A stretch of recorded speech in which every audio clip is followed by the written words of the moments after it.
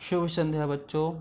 आज हम कक्षा 12 की हिंदी की पाठ्य पुस्तक आरोह भाग 2 से शमशेर बहादुर जी द्वारा रचित उषा कविता की व्याख्या करेंगे। उस कविता को पढ़ेंगे और उसकी व्याख्या को समझेंगे। तो बच्चों, जैसे कि आप सभी को पता है कि किसी भी कवि की रचना को या उसकी कृति को अच्छी प्रकार से समझने के लिए, भली प्रकार से समझने के लिए उस कवि के बारे में जानना ज़रूरी है। तो आइए हम थोड़े समय में, कुछ ही क्षणों में पहले कवि के बारे में जान लेते हैं और उसके बाद कविता का वाचन करते हुए उसकी व्याख्या करते हैं। बच्चों, शमशेर बहादुर सिंह नई कविता के एक प्रतिमान के रूप में हैं। वे एक प्रसिद्ध कवि हैं। उनकी एक अलग ही छवि है। 1911 ईस्वी में उनका जन्म देहरादून में हो गया, यानी कि 1911 ईस्वी में देहरादून में उनका जन्म हुआ। प्रारंभिक शिक्षा वहीं से उन्होंने प्राप्त की। उसके बाद उन्होंने साहित्य की दुनिया में प्रवेश किया। उन्होंने बहुत सारी रचनाएं की हैं। बहुत सारी उनकी रचनाएं हैं। उन्होंने सुमित्रानंद पंत के पत्र रूपाभ में भी कार्य किया है और अनेक प्रकार के पुरस्कारों को उन्होंने प्राप्त किया है। शमशेर बहादुर सिंह अनेक विधाओं में रचनाएं की हैं, चाहे वो काव्य संग्रह रहा हो, चाहे वो संपादन रहा हो, निबंध रहा हो या फिर कहानी रही हो। संपादन में उन्होंने उर्दू हिंदी कोश, निबंध संग्रह, दोआब, कहानी संग्रह, प्लाटा का मोर्चा और कविताओं की तो बात ही है। तो हम चर्चा कर रहे हैं, अब पुनः आते हैं अधिक समय नहीं लेते हुए उषा कविता के बारे में। थोड़ा सा इसके सार को समझेंगे, इसके बाद कविता की व्याख्या समझेंगे। देखिए, उषा कविता में शमशेर बहादुर जी कहते हैं कि सूर्योदय से पहले आकाश का रंग गहरे नीले रंग का होता है तथा वह सफ़ेद शंख सा दिखाई देता है। आकाश का रंग ऐसा लगता है मानो किसी गृहिणी ने राख से चौके को लीप दिया हो।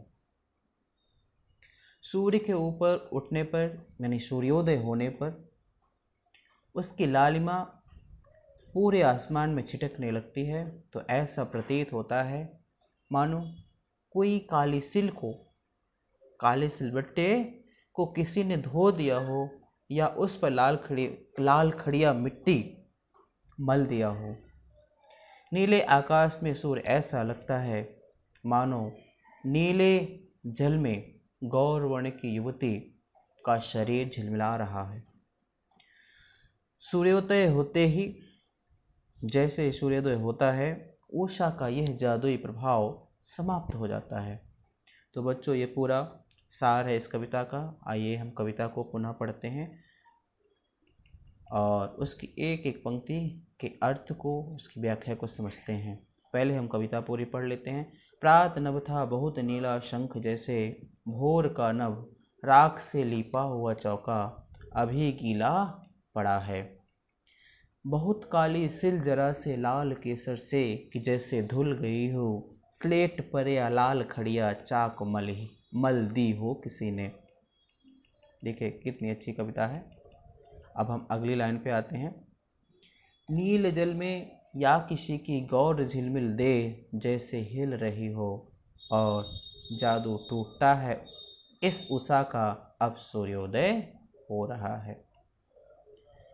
तो ये कविता थी, छोटी कविता है। अब हम एक एक पंक्ति के इसकी व्याख्या को समझते हैं। तो सबसे पहले, प्रात नभ था बहुत नीला शंख जैसे, भोर का नभ राख से लीपा हुआ चौका अभी गीला पड़ा है। कवि शमशेर बहादुर जी ने सूर्योदय से पहले के वातावरण का बहुत ही सुंदर और मनोरम चित्रण किया है। इस अंश में उन्होंने सूर्योदय का मनोहारी वर्णन किया है। मन को आकर्षित करने वाला।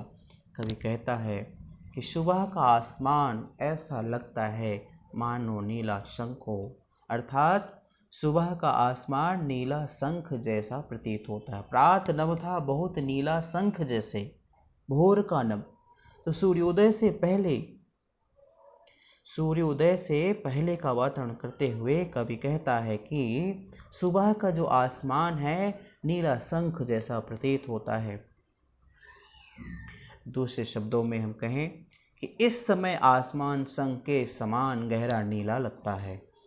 वह पवित्र दिखाई देता है, राख से लिपा हुआ चौका वह पवित्र दिखाई देता है और अभी गीला पड़ा है। वातावरण में नमी प्रतीत हो रही है। सुबह सुबह आकाश ऐसा लगता है मानो राख से लिपा हुआ कोई चौका है। यह चौका नमी के कारण गीला लगता है।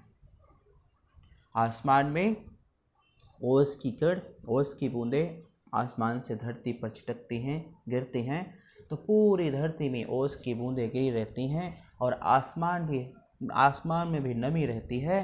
तो कवि ने कल्पना किया कि राख से लिपा हुआ चौका अभी गीला पड़ा है, मतलब नीले आसमान में अभी नमी छाई हुई है। तो बच्चों, ये इस पंक्तियों की व्याख्या रही।